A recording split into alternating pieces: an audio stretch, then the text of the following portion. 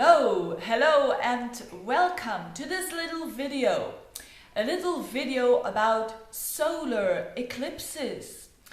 I want to tell you something very important about solar eclipses, and that is the Saros series. I hope I pronounce it good. The Saros series. I'm going to talk about two things. The series and the nature about the eclipses, the meaning of it, which is very important. And on the other hand, I'm going to tell a bit more about this particular eclipse, solar eclipse, that is going to happen on the 13th of November at 22 degrees of Scorpio. Now, first of all, solar eclipses, to explain it, I'm not going to explain it into detail because that would take me a long time, but I'm just going to explain some details in order for you to understand the whole, because this is the most crucial thing. The eclipses aren't seen randomly. That is really not good if you do that. So series belong to a certain group.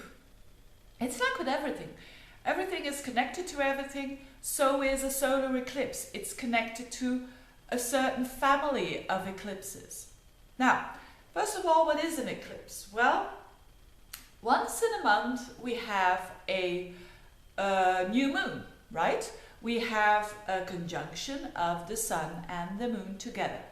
Once every month.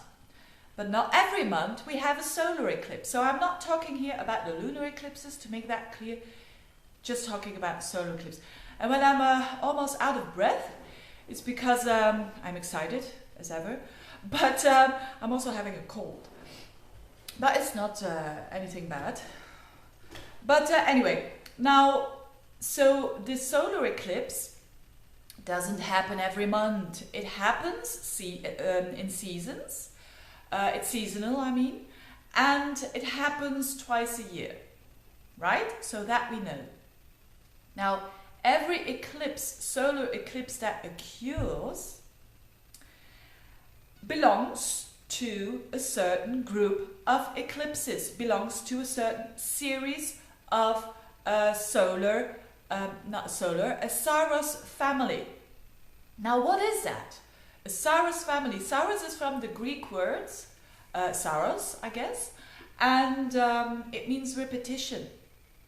So it means that a very little eclipse starts at one pole and it ends with another very partial little eclipse at the other pole. And this is a duration of 1300 years. So, when we have this eclipse happening now, the 13th of November, at 22 degrees of Scorpio, that is an eclipse that is an element of a very large group of eclipses occurring 1300 years, during 1300 years. So, and what is an eclipse? An eclipse is, yes, it's when the sun and the moon conjunct, but also when there is a conjunction of the nodes.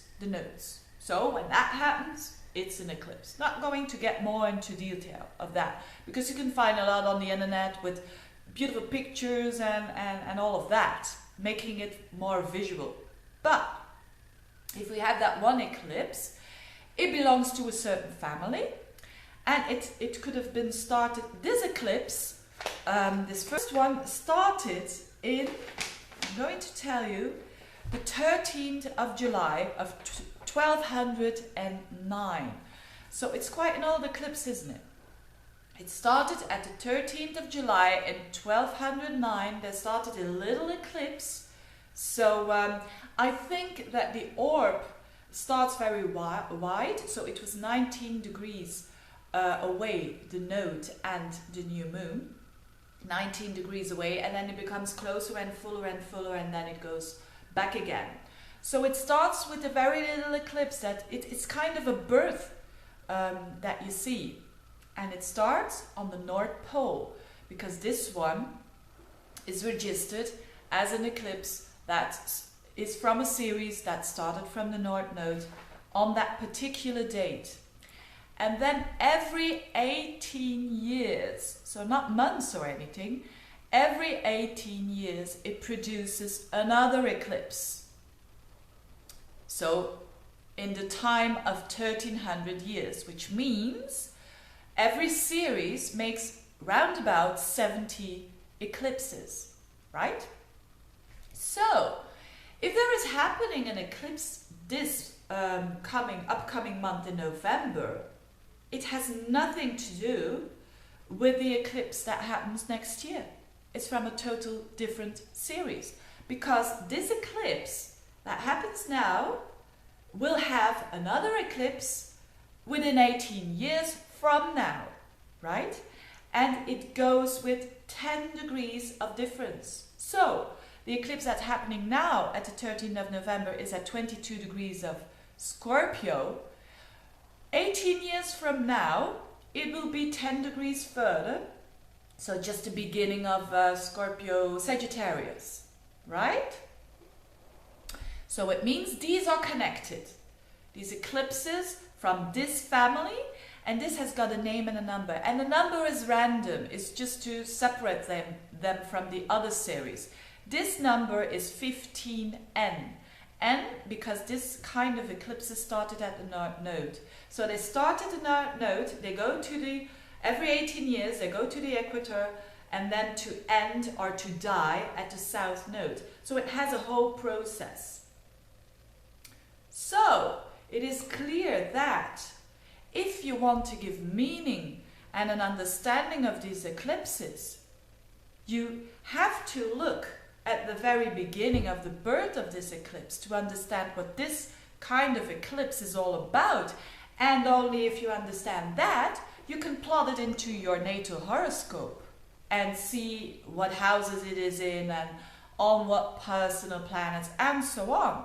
So the very first job that you've got to do in order to understand it, whether you're an astrologer or not, is just looking back at this birth of these eclipses. So, I didn't do all this study around the eclipses. It was a certain, what's her name? Bernadette Brady. She's an Australian astrologer, and she studied all the birth charts of these eclipses and gave meaning to it, an interpretation, and a very simple one. And that's what I like about her book. So it's like with everything. If you want to understand something, a person or a dog or whatever, that you look back at the date of birth, you look back at the blueprint, you look back at the roots. You want to understand where do they come from, right? Also with this series, this 15N Saros series, and this one that is going to happen the 13th of November is one of them. You want to look back and understand what is it all about. So now you are probably starting to see that there are eclipses that happen when the chart is very promising, like with beautiful Venus or Jupiter aspects going on. And other eclipses, they were born during a time when maybe there was a Saturn conjunction squaring up to Mars, and that's all more challenging. So it has a totally different meaning. So let's have a look at what this eclipse is all about. What is the color of this eclipse? What is the temperament, what is the characteristics of this eclipse? So this person, Bernadette Brady, made her own interpretation. Of course, if you're an astrologer or know something about astrology, you can look at the birth chart and interpret yourself. But it's very clear that this eclipse is a very good one. It's a very nice one. It is actually a very promising one. And why is that? Two keywords here. And now we come a little bit. So I haven't said anything about Scorpio yet, have I? So you don't have to look at that at first. You have to start back to the beginning. I hope I made my point.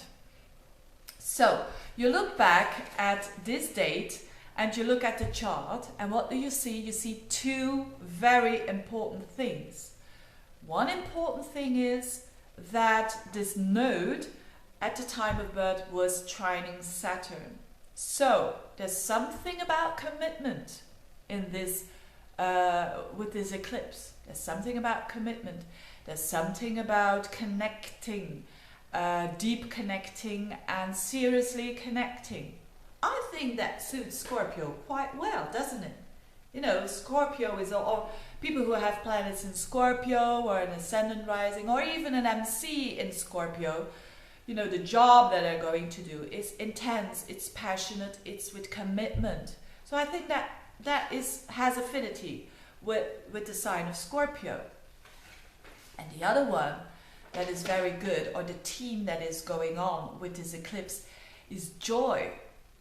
It's all about joy, enjoyment, liking what, if you put these two ingredients together, if you're going to connect with something or with someone or with a project or with a work or with whatever, you're going to have the enjoyment. And isn't that great? That's an understatement. It's wonderful. It's good. It's promising and it's enriching, and it can give you the opportunity to be the best, to get all the best out of Scorpio, because every sign, of course, not only Scorpio, but every 12 signs, they have qualities. And it's like with everything in life, when you overdo a quality, you go into the how is it called? A pitfall? I hope that is a word. In Dutch it is valkuil. I don't know if that is a pitfall, but I think so. So also Scorpio has a big quality. That quality of commitment, and it very much is the theme of this eclipse, this family, Saros family eclipse nature. So it's all about commitment. And the good quality of Scorpio is getting your teeth into something. I don't know if that is a good expression. It's also a Dutch expression. Putting your teeth into something. Now, that is a good quality because you can achieve a lot. You can be effective in what you want to do, whether it is a Mars you have in Scorpio, it's about your action. Whether it is a Venus you have in Scorpio, it's about what you like and what you love, and you are committed to that. So that's a good quality. But when you overdo it, it's of course you fall into the abyss. And I think a lot of Scorpios will understand that when you overdo this commitment, it's having trouble with letting go. It's you know, self-mastering and all of that is very positive, but when you overdo, it's just it's turning into a negative thing. You know, like a mother who's got moon in Scorpio and doesn't want to let go of her 18-year-old son, you know, who's traveling around the world or going to college or something, and she's visiting the place that he lives in 3 times a week, just to be sure if everything is all right. That kind of thing of letting go. But with this eclipse, and I think that the eclipses reflect when we are at a certain stage and we have to make a choice. And there are new beginnings that are unfolding or letting go of things. I made a video about predestination and free will. I think eclipses really much reflect this state of, my goodness, it's turning very dark here. I'm going to put on lights. Hang on a second. Hang on a second. Okay, I hope this is better. Here I am again. So, what was I saying? What was I saying? I was saying, yes, the meaning of these eclipses, I think, to have an eclipse on a personal planet, you know, when you have a planet now with the Scorpio eclipse, a planet around 19, 20, 21, 22, 23, maybe 24 degrees of Scorpio, if you've got planets there. Or as important if you've got the axis on one of those points, like an ascendant or a descendant or an IC or the MC. It's going to be significant for you. And that it happens, it's not that rare. I did a little study of my own chart, and it's not that rare that every now and then you have an eclipse on a certain point. It is rare that you have two or more eclipses of the same family. But it is so having an eclipse now and having 18 years later an eclipse again on a certain point. This only happens when you've got like a stellium in some planets, like a stellium in Scorpio. If you have now around, let's say 20 or 19 degrees, and then within 18 years it goes to the very end of Scorpio, 29 degrees or 1 degree of Sagittarius. So it will still be on another personal planet for you when you've got a stellium in Scorpio on these degrees of, let's say 19, and let's say the very end of Scorpio. So then it means it's really as a team. What I'm talking about here, it's really as a team about joy and commitment, and joy and connecting towards that what you want to connect with. So, but that is very rare. The good thing is actually that I had, coincidence or not, I had a lot of eclipses on personal points, and I'm going to have a lot of it during the upcoming years. And I think that is interesting because I can share my experience with it, because I also think that experiences are very important to see how this all unfolds and if this is true. So I did a little study, and I've got to say it is pretty much relevant and good information, these eclipses. I had an eclipse on the 20th of May. There was an eclipse this year, and it was on a significant point on my axis, the 1st to the 7th house. And it really is true, it's shifted my path. And you also have to consider, of course, the sign and the houses and the whole chart and the whole transit and progressions that you're having at that particular time. But it was true. That one was about the Saros family. It was about breaking through and having, you know, the first little success after years of struggling with the things that you've done. That was really amazing that it was during that time. Now, I'm talking about time. People often ask, how long does this work? You know, it's nothing like that. It's not about how long does it work or anything. I think, and that's why I'm posting this already a month before the eclipse is occurring. I think a couple of weeks before, you kind of feel and sense what this eclipse is going to be about in your life, because you're becoming aware of it. And then how long has you could say it reflects something, it reflects a choice, it reflects a path, it reflects a kind of encouragement to go to the left or to go to the right. But just like a transit, if you have a Pluto transit on your ascendant, that has consequences for the rest of your life, doesn't it? So that is my opinion about the duration of these phenomena, and I think it's very important for a long time. And so that's it. I hope I have said everything about this solar eclipse, in particular about the Scorpio solar eclipse. I hope I did. And I hope you do understand now that first you have to look at the family that it belongs to. First you have to look at the roots. First you have to look at the characteristics of that eclipse, and then you can plot it in. Then you can plot it into your own chart and watch the houses and the aspects it makes with personal planets. I would only, by the way, only look at conjunctions and oppositions. That's what I would do. But I do a special offer as from today until the solar eclipse occurs. Then I'm going to plot this solar eclipse into the in-depth readings that I'm doing. I put a link underneath, so you can do that if you want to.